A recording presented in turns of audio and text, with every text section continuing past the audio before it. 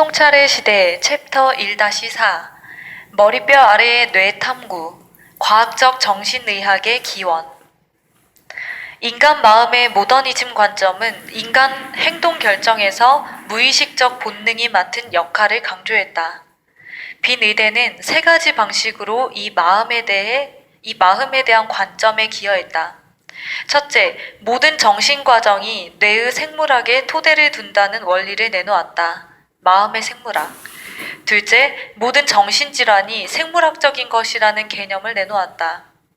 마지막으로 그 일원인 지그문트 프로이트는 인간 행동의 상당수가 비합리적이며 무의식적 정신과정에 토대를 둔다는 것을 발견했다.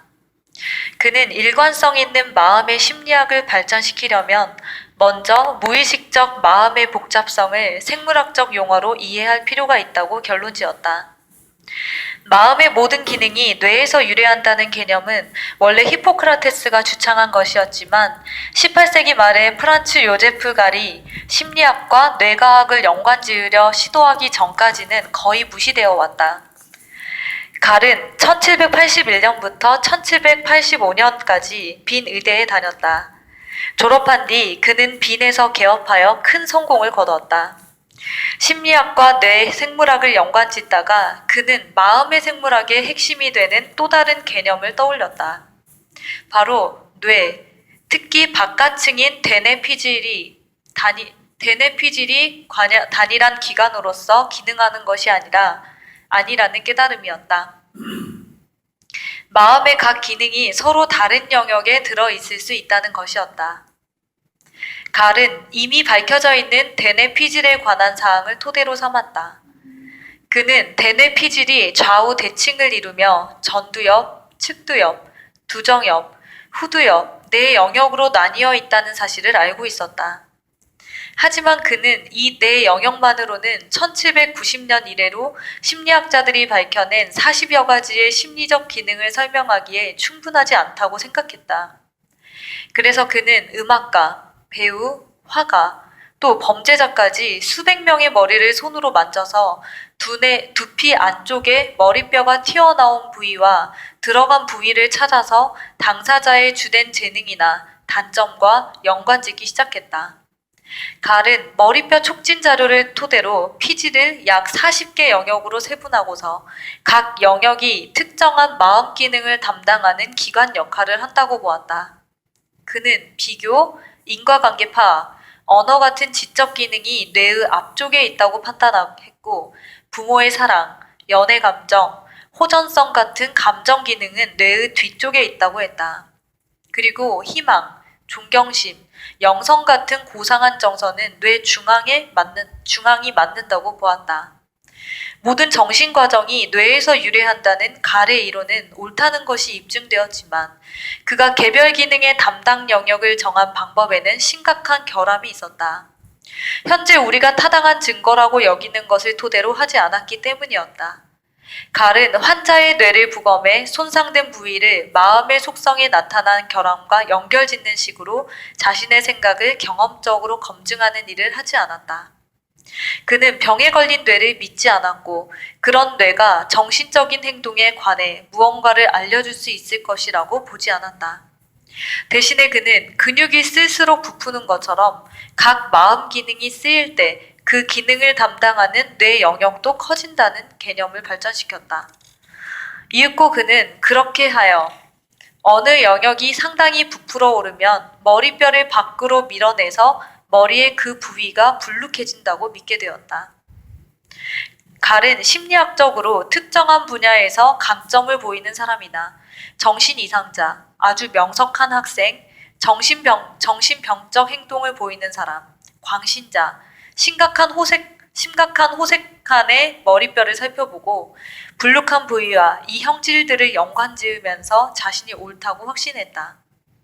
많이 쓸수록 크기가 커진다는 이론을 토대로 그는 튀어나온 부위의 바로 밑에 놓인 뇌 영역이 해당 형질을 담당한다고 보았다.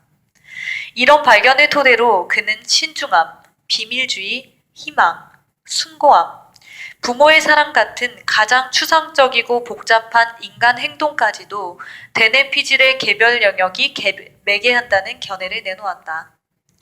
오늘날 우리는 비록 갈의 이론이 전반적으로는 옳지만 이런 생각들 자체가 황당하기 그지없다는 것을 잘 안다.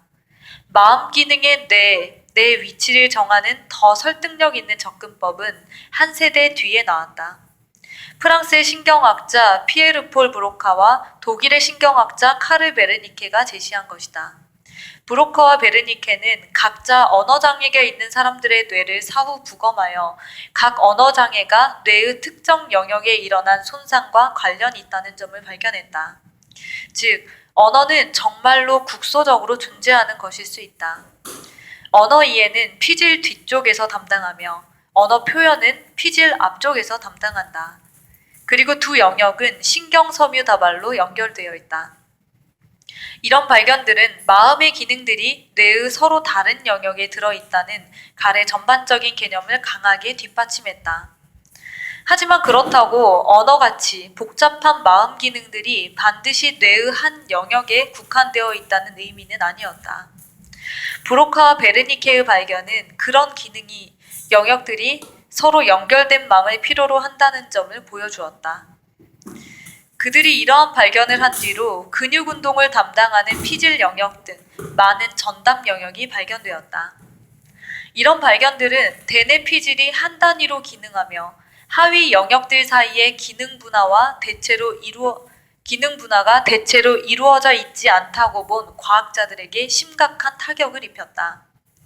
그 견해를 옹호하는 이들은 마음 기능의 상실을 결정하는 것은 뇌 손상의 위치가 아니라 손상의 크기나 범위라고 틀린 주장을 내놓았다.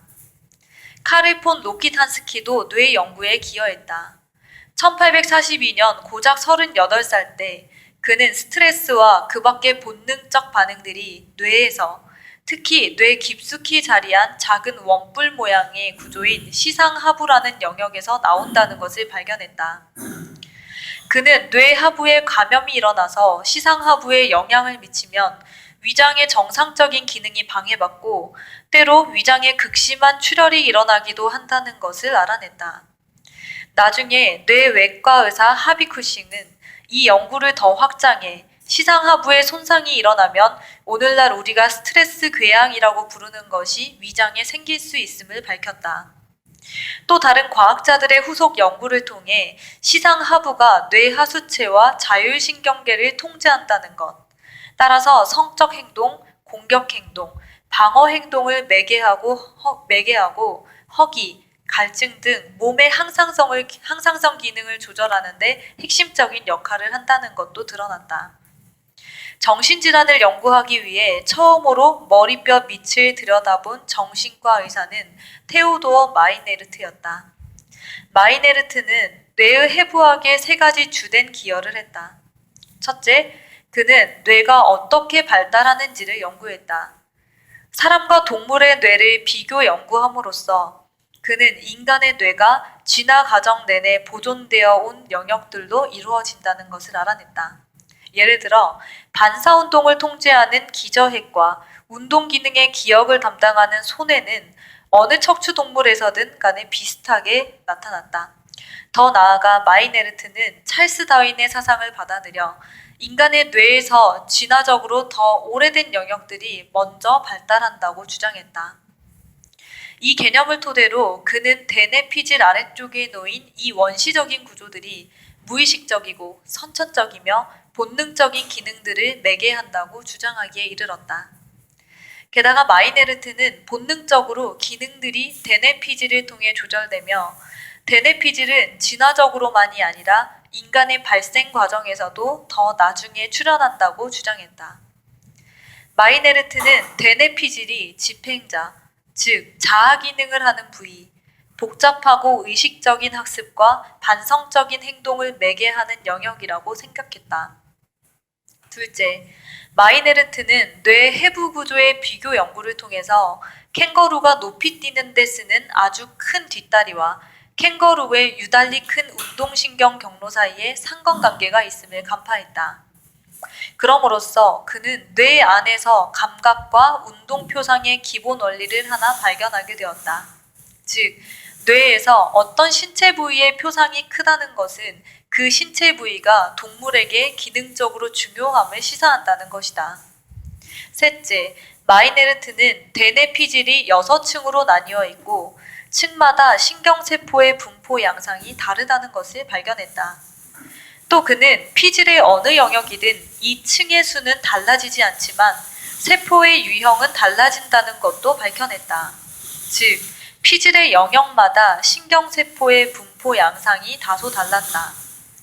이 세 가지 발견으로 마이네르트는 세계적인 명성을 얻었고 로키탄스키의 강력한 지원을 받아서 금세 빈 대학교 정신의학과 학과장으로 영전했다. 학과장이 된 마이네르트는 로키탄스키의 사상을 뇌에까지 확장했다. 그는 해부학적 토대를 파악해 정신의학의 과학 분야로서 특징을 갖춰주어야 한다고 주장했다. 그는 이 목적을 위해 다양한 정신질환이 구체적으로 뇌의 어느 영역에 어떤 비정상과 관련이 있는지를 추적하려고 부단히 노력했다. 정신질환의 해부학적 토대를 찾으려는 마이네르트의 노력은 오늘날까지도 이어지고 있다. 마이네르트는 정신질환을 뇌와 확고하게 연관지었을 뿐 아니라 그런 질환이 돌이킬 수 없는 퇴행적 과정이라는 오스트리아와 독일의 의대에서 일반적으로 받아들여져 있는 견해를 거부했다. 그는 자신의 발견을 토대로 정신질환에 관해 새로운 견해를 2가지 내놓았다. 뇌가 발달할 때 일어나는 교란이 정신질환을 일으킬 가능성을 높이는 선행 요인이며 필리프 피넬이 알아차렸듯이 되돌릴 수 있는 정신병도 있다는 것이다. 이 마지막 개념으로 마이네르트는 정신질환을 더 낙관적인 관점에서 보게 되었다. 그는 머리의 정신적 외상이나 독소로 생긴 급성 정신병은 완전히 되돌릴 수 있음을 말하기 위해 정신박약이라는 용어를 창안했다. 그는 악성이 아닌 완치 가능 정신병을 따로 분리해서 정신질환 연구에 새로운 장을 열었다. 정신의학에 피넬이 주창한 비특이적이며 인본적인 치료와는 정반대의 특이적인 치료법을 처음으로 도입한 4명이 마이네르트의 제자였다는 점은 아마 우연이 아닐 것이다. 요제프 브로이어, 정신분석으로 히스테리 같은 질병을 치료하는 데 성공한 프로이트, 매독의 열치료법을 도입한 율리우스 바그너 폰 야우레크, 정신질환 치료에 인슐린 혼수요법을 도입한 만프레트 샤켈이 바로 그들이었다. 마이네르트의 뒤를 이어서 정신의학과 학과장을 맡은 리하르트 폰크라프트 에빙은 다른 방침을 채택했다. 그도 환자의 뇌를 사후 부검했고 정신의학과 신경학을 연관짓는 데 관심이 있었다는 점에서 마이네르트와 같았지만 마이네르트와 달리 그는 무엇보다도 임상의학자였다. 더군다나 크라프트 에빙은 정신의학이 분석적이지 않고 관찰과 기술 중심의 임상과학이라고 보았다. 그래서 그는 임상정신의학에서 뇌과학의 중요성이 낮다고 보았다.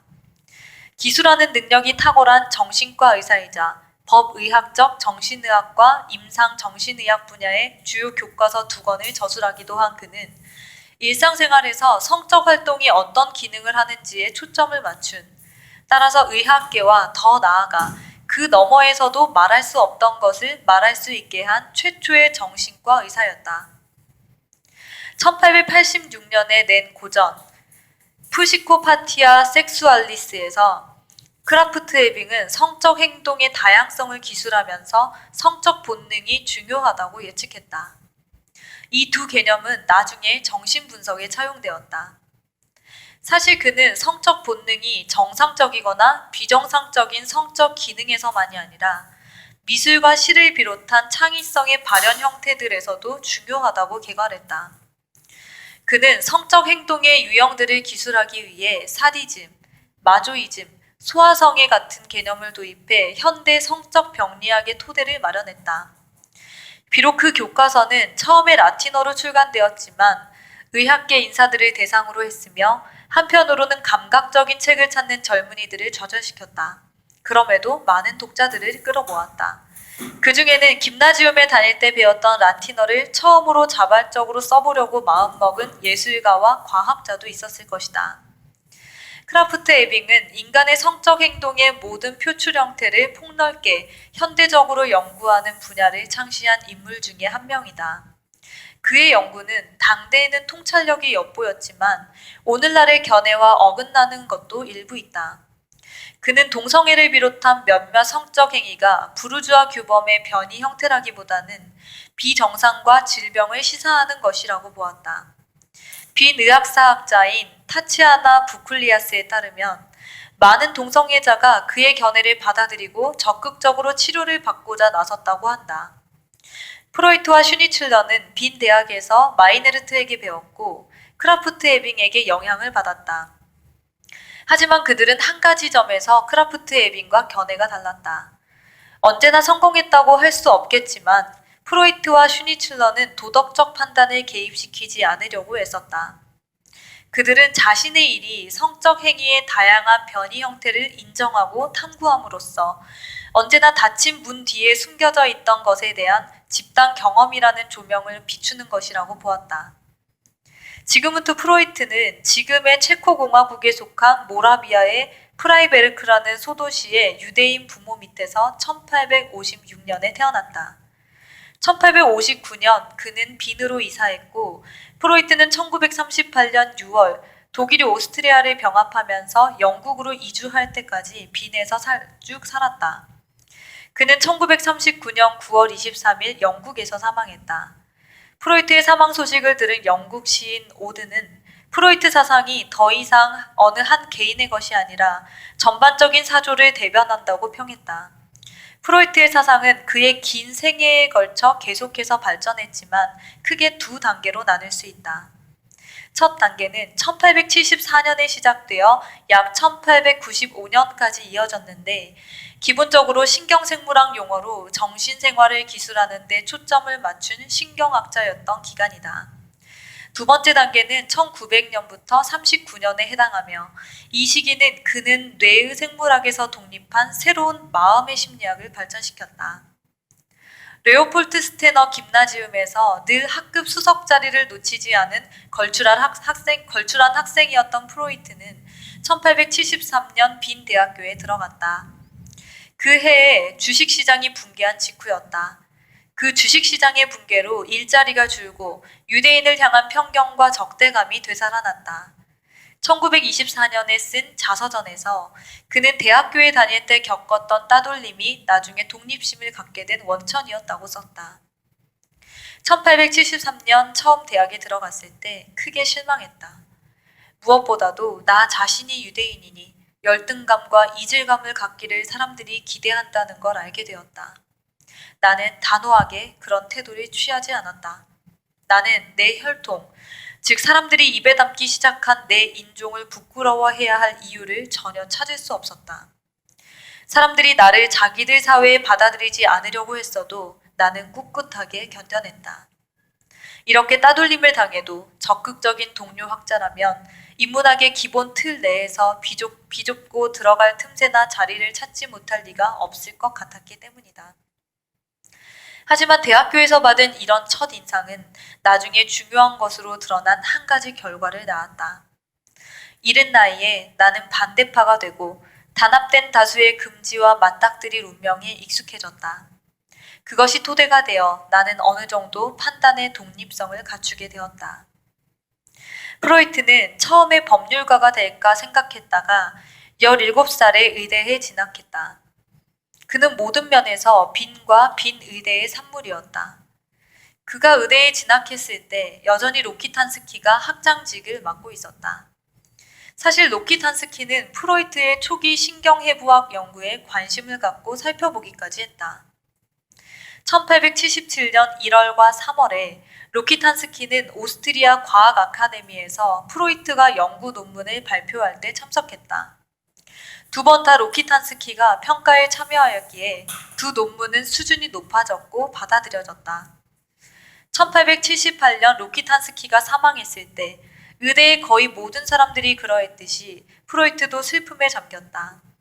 그는 친구인 에드하르트 실버스타인에게 오늘 로키탄스키의 장례를 치렀어 라고 편지를 쓰면서 묘지까지 운구를 했다고 적었다. 1905년 프로이트는 농담과 무의식의 관계라는 글에서 위대한 노키탄스키에게 라고 적었다. 말년에 그는 노키탄스키가 1862년에 한 생물학 연구의 자유라는 중요한 강연을 기록한 글을 서가에 두고 들춰보곤 했다. 의학의 물질적 토대와 과학이 정치적 간섭에서 자유로워져야 한다는 점을 역설한 글이었다. 베를린 정신분석연구소의 지도자 중 한 명이자 후배 동료인 프란츠 알렉산더는 프로이트의 부고 기사에서 프로이트가 빈 의대와 그곳의 지도자인 로키탄스키에게 받은 교육이 훗날 프로이트 연구의 토대가 되었다고 했다. 1898년 빈 의대에 진학하여 나중에 프로이트의 동료가 된 정신분석학자 프리츠 비테스도 로키탄스키가 프로이트의 과학적 요람의 핵심 부분이었다고 보았다. 비테스는 이렇게 썼다. 정신분석에는 해석을 제멋대로 함으로써 관찰로부터 멀어져서 다소 창의적인 이념으로 향하거나 낭만적인 감성으로 회귀할 위험이 늘 있다. 스코다와 로키탄스키가 확립한 전통 덕분에 프로이트는 이 함정을 피할 수 있었다. 기초생물학에 강하게 매료되고 다윈의 저서들을 폭넓게 읽고서 깊은 영향을 받았기에 프로이트는 의학뿐 아니라 비교 동물학 학위도 딸 생각을 품었다. 8년 동안 의대를 다닐 당시에 그는 의학도라기보다는 기초과학자에 더 가까웠다. 그는 처음에 에른스트 폰 브리케에게서 연구하는 법을 배웠다. 브리케의 기초과학 연구실에서 6년 동안 지냈다. 그 뒤에는 빈 종합병원에서 일하면서 마이네르트에게 배웠다. 의대의 생리학과장이었던 브리케에게 영향을 받아 프로이트는 여생 동안 자신을 근본적이면서 실증주의적인 과학자라고 여겼다. 브리케와 그의 동시대인들인 헤르만 폰 헬르멜츠, 에밀 디부아 레몽, 카를 루트비는 생기론을 현대적이고 환원론적이고 분석적인 생물학으로 대체하기 위한 연구 계획을 수립하여 전반적으로 생리학과 의학의 성격을 바꾸었다. 생기론은 물리화학 법칙에 따르지 않는 생기가 세포와 생물을 통제하며 따라서 세포와 생물은 과학적으로 연구할 수 없다고 가르쳤다. 1842년 에밀 디부아 레몽은 자신들의 관점을 다음과 같이 요약했다. 브리케와 나는 이 진리를 옹호하기로 엄숙히 맹세했다. 생물 안에서는 공통의 물리적, 화학적 힘 외에 다른 어떤 힘도 작용하지 않는다는 것이다. 프로이트는 브리케를 내 평생에 걸쳐 어느 누구보다도 내게 가장 큰 영향을 미친 인물이라고 했다. 신경계를 연구하는 브리케의 말에 힘을 얻은 프로이트는 단순한 척추동물인 칠성장어의 신경계 연구를 끝낸 뒤에 단순한 무척추동물인 가재의 신경계도 연구했다. 그는 무척추동물 신경계의 세포가 척추동물 신경계의 세포와 근본적으로 다르지 않다는 것을 발견했다. 이 연구로 프로이트는 신경세포, 즉 뉴런이 모든 신경계의 기본 단위이자 신호 전달의 기본 단위임을 발견했다. 산티아고 라몬 아카일과는 별도로 발견했지만 그는 자신이 관찰한 사항의 중요성을 알아차리지 못했다. 1884년에 펴낸 신경계 요소들의 구조라는 강의집에서 프로이트는 척추동물의 뇌와 무척추동물의 뇌를 구분하는 것은 신경세포의 특성이 아니라 신경세포의 수와 그들이 상호 연결된 방식이라고 역설했다. 뇌 연구의 대가인 올리버 섹스는 프로이트의 초기 연구가 진화가 동일한 기본적 해부학적 단위를 점점 더 복잡하게 배열하여 다양한 구조를 만드는 식으로 보수적으로 작용한다는 다윈의 개념을 뒷받침한다고 지적했다. 이렇게 첫 출발이 유망했기에 프로이트는 과학자로서 탄탄한 길로 들어섰다. 하지만 연구를 직업으로 삼으려면 개인적으로 소득이 있어야 하는데 그에게는 그런 것이 없었다. 프로이트가 마르타 베르나이스와 혼인할 예정임을 안 브리케는 그에게 연구실을 떠나 임상의학을 공부하라고 조언했다. 프로이트는 그의 조언에 따라 3년 동안 임상 경험을 쌓았다. 처음에는 마이네르트 밑에서 정신의학을 공부했지만 병원의 다른 학과들에서도 일했다. 마이네르트 밑에서 연구를 하는 동안 프로이트는 신경학자가 되어 빈 종합병원에서 진단 기술을 개선하는 쪽으로 애써 볼까도 생각했다. 이 시기에 프로이트는 연수의 신경해부학에 몇 가지 기여를 했으며 뇌성마비와 언어상실증의 임상신경학 쪽으로도 몇 가지 중요한 연구를 했다. 1891년 프로이트는 언어상실증을 연구하다가 눈, 망막, 시신경이 정상인데도 시야에 있는 대상을 인지하지 못하는 환자들과 마주쳤다. 그는 뇌에 결함이 있어서 시각상실이 일어났다고 추론하면서 이것을 시각인식불능증이라고 이름 붙였다. 또 그는 약물인 코카인을 써서 연관성이 없는 이런저런 실험을 한 끝에 코카인을 국소 마취제로 쓸 수 있다는 결론을 내렸다. 안과 의사가 수술할 때 쓰기 좋다는 것이었다. 마이네르트는 프로이트의 재능을 간파했다. 프로이트는 자서전에 이렇게 썼다. 어느 날 마이네르트는 내게 뇌의 해부학에 전념해야 한다고 말하면서 자신의 강의를 내게 넘겨주겠다고 약속했다. 하지만 빈에는 신경학자가 많은 반면 환자의 수는 한정되어 있었다. 지적으로 중요한 공헌을 할 수 있는 한편으로 합당한 소득을 얻을 만한 관련 의학 분야들을 찾다가 프로이트는 신경증, 특히 히스테리에 관심을 갖게 되었다. 1880년에 빈에는 히스테리 환자가 많았다. 프로이트가 히스테리에 관심을 갖도록 자극한 사람은 빈에서 가장 잘 나가는 개업의였던 요제프 브로이어였다. 그들은 브리케의 연구실에서 만나 친구가 되었다. 그들의 우정은 1886년 프로이트가 혼인한 뒤에 더 깊어졌다. 실제로 프로이트는 첫째 딸의 이름을 브로이어의 아내 이름을 따서 마틸데라고 짓기도 했다. 또 1891년에 독자적으로 출간하는 첫 책, 언어상실증에 관하여를 내면서 우정과 존경을 담아 브로이어에게 헌정했다. 같은 유대인이면서도 프로이트보다 14살 연상인 브로이어는 1859년 빈 의대에 들어갔다. 그는 노키탄스키, 스코다에게 배웠고 그 역시 브리케에게서 큰 영향을 받았다. 졸업 후에 그는 의대의 연구조교로 임명되었다. 브로이어는 2건의 세계적인 발견으로 과학계에서 명성을 얻었다. 속귀의 방골이관이 몸의 균형과 평형을 조절하는 기관이라는 것과 호흡이 미주신경을 통해 반사적으로 조절된다는 것이었다. 하지만 프로이트의 흥미를 크게 자극해 그의 연구가 2번째 단계로 넘어가게끔 한 것은 브로이어의 3번째 발견, 즉 안나 오라는 가명으로 역사에 기록된 환자를 치료하면서 발견한 내용이었다. 브로이어와 프로이트가 빈 의대 역사상 가장 중요한 공헌 중 몇 가지를 하게 된 것은 안나 오를 통해서 연구의 방향을 전환하기 시작하면서였다. 임상이라는 맥락에서 볼 때 그 발견은 무의식적 정신 과정이 존재한다는 것, 무의식적 마음의 갈등이 정신의학적 증상을 낳을 수 있다는 것, 밑에 놓인 무의식적 원인의 기억을 환자의 의식적 마음으로 끌어올리면 그 증상을 완화할 수 있다는 것이었다. 브로이어의 선구적인 연구에서 비롯한 정신분석은 프로이트를 통해 역동적이고 자기 성찰적인 심리학으로 발전했으며 이는 현대 인지심리학의 선행 형태이다. 하지만 정신분석에는 한 가지 심각한 약점이 있었다. 그것은 경험적인 토대 위에 서 있지 않았기 때문에 실험을 통한 검증을 할 수가 없었다. 그 결과 프로이트의 마음 이론을 이루는 구성 요소들이 잘못된 것임이 드러났고 정신분석 이론을 이루는 많은 구성 요소의 기본 가정들이 여전히 검증을 거치지 않은 채로 남아있다고 해도 놀랄 일이 아니다. 그럼에도 프로이트의 핵심 개념 중 3가지는 근거가 확실하며 현대 신경과학의 핵심을 이루고 있다.